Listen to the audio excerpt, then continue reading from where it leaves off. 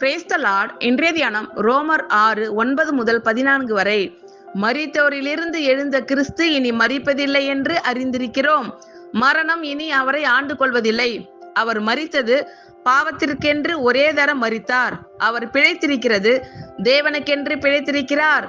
அப்படியே நீங்களும் உங்களை பாவத்திற்கு மரித்தவர்களாகவும் நம்முடைய கர்த்தராகிய இயேசு கிறிஸ்துவுக்குள் தேவனுக்கென்று பிழைத்திருக்கிறவர்களாகவும் எண்ணிக்கொள்ளுங்கள்.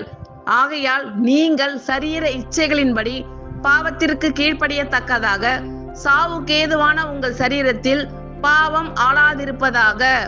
நீங்கள் உங்கள் அவயவங்களை அநீதியின் ஆயுதங்களாக பாவத்திற்கு ஒப்புக்கொடாமல் உங்களை மரித்தோரிலிருந்து பிழைத்திருக்கிறவர்களாக தேவனுக்கு ஒப்பு கொடுத்து உங்கள் அவயவங்களை நீதிக்குரிய ஆயுதங்களாக தேவனுக்கு ஒப்பு கொடுங்கள்.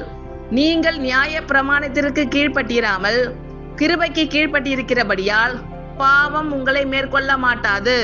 ஆமென். Thank you Lord. கர்த்தர் உங்கள் அனைவரையும் ஆசீர்வதிப்பாராக. God bless you all.